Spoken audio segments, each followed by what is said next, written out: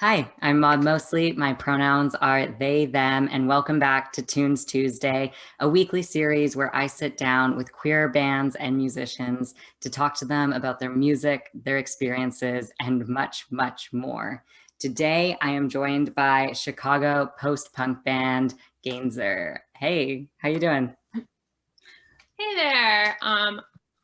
I'm Nadia. I sing and play keyboard in Ganser. My pronouns are she, her, they, them, whichever works for me.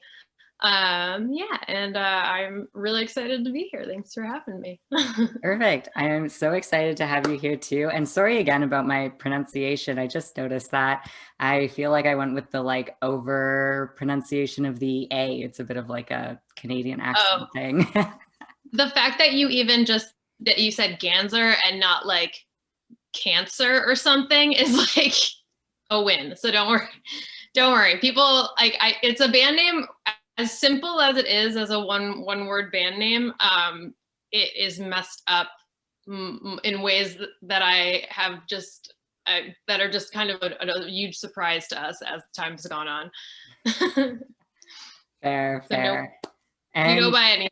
Just let us know. Like we know what you mean. amazing. And one of the first questions I want to ask you is actually kind of associated with your band name because your most recent album, Just Look at That Sky, which was released in 2020, its sounds, its related music videos, and your band name itself all convey an unsettling sense of, discomfort and disconnect. What about you or your creative process is driving that theme and narrative? Sorry, we have a guest here. But, uh, so yeah, I feel like with our band name and being like just like a type of like made up disorder, it sort of was. It's one of those things where it's supposed to be. It's a disorder. It's a name of a disorder is supposed to be sort of a fake disorder, like someone's reacting in a way that's a little hysterical and it's sort of it's almost like mimicry of mental illness in a way. But it's sort of been thought of in many different ways, and I think it's kind of an antiquated thing. Anyway, that's just to like give a little background on the name. But the album, Just Look at That Sky, and even the album before that, Odd Talk, really all the work that we've been doing, a lot of it is focused on the internal space of like sort of like the mental area or like internal reactions that happen in certain situations, and none of it is really taken into account like the outside world. I feel like the outside world is always affecting and always informing what's going on internally, but I feel like in terms of our subject matter and in terms of like sort of the dissonance we create in some of our songs, a lot of that comes from just sort of introspection and sometimes seeing things in yourself that are not the best and how difficult that can be.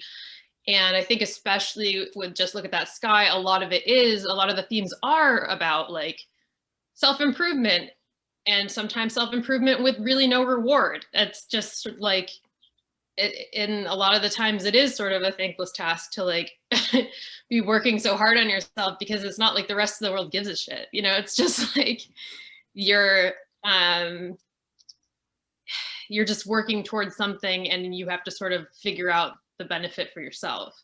And I think a lot of that comes through. And I think a lot of those themes, even though we wrote that album before 2020, I think a lot of those themes really rang true for people during 2020.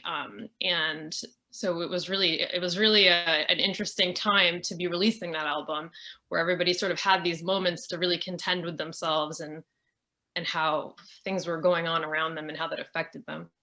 So, Absolutely. And I yeah. love that you bring up the timeliness of it because I went back and I watched your music video for Lucky, which is, really taking these two people who were like stuck in a room together and it becomes like, it's very violent, it's very chaotic. You see them kind of like indulging into, very strange behavior, I guess you could call it. But that's something that, not long after that music video came out, was all of a sudden a lot of people were reckoning with that situation. Definitely. And Lucky especially is a song that looks at this idea of like, hey, sometimes things don't work out the way you wanted, and doesn't that suck? And a lot of the times it sucks so bad you self-destruct and hurt yourself and other people. And it's really like, it is kind of like looking at the really ugly parts of yourself. I know for me personally, and a lot of the lyric writing, because I work with the rest of the band on a lot of the lyrics.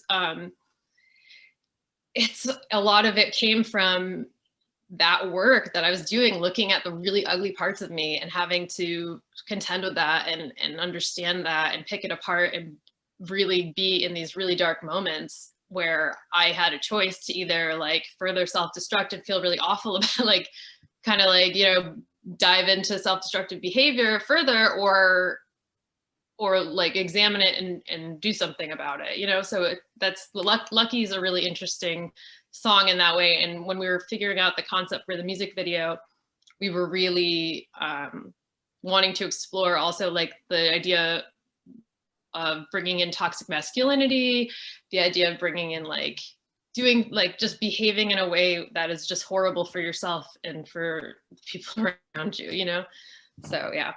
Yeah, and those are incredibly vulnerable ideas to explore, and you do such a fantastic job about it, like with it. So thank you for sharing more about that. And then outside of, creating your own music, you also collaborate with other bands to remix their songs. You have, Look at the Sun is a remix EP you released incredibly recently.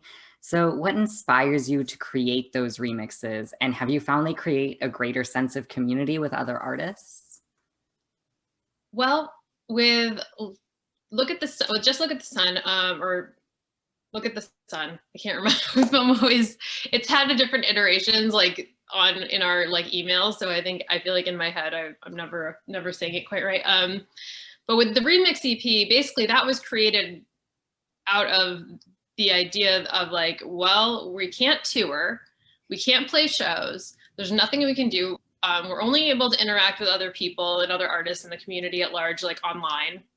So a lot of like, we've been communicating with people on Twitter. Alicia has had like developed a lot of really cool dialogues with certain people through Twitter and like through Instagram. And I think we started to think about, okay, well, wouldn't it be cool to start like this little project where we can maybe try and like create like we created like a wish list of who we'd want on this remix album, or who we'd want to like remix our songs. And we got a lot of the people we wanted agreed, which was amazing.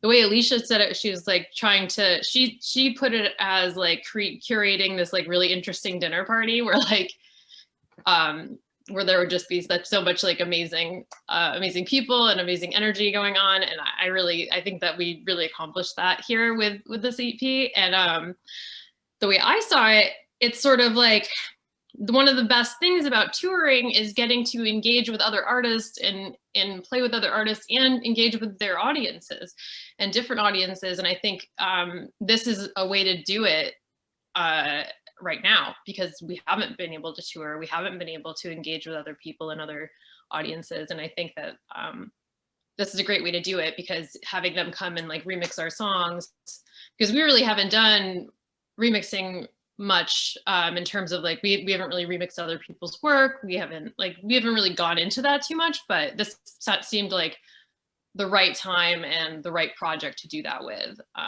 because it just gave us this great opportunity to like collaborate and also like mix commingle audiences, so I think that was great.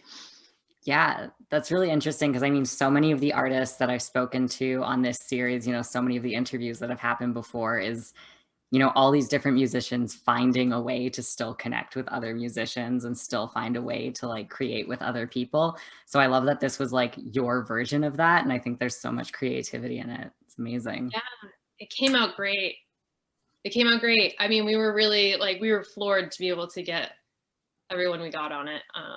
Yeah, it was awesome. And everybody did such a great job and took such interesting care, like such care and such in preserving sort of our message, but also bringing their unique voice into it. It's, yeah, we couldn't be happier with this EP. So we're so excited to have it out.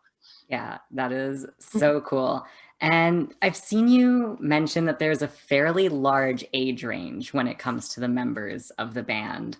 I think this is really cool because, it's not necessarily something you see often. People tend to make bands with like their friends, their peers, people around them, and people tend to keep, people very close to them and age close to them. So I was wondering if you think having that age range of life experiences impacts the music you make or potentially how you function as a band?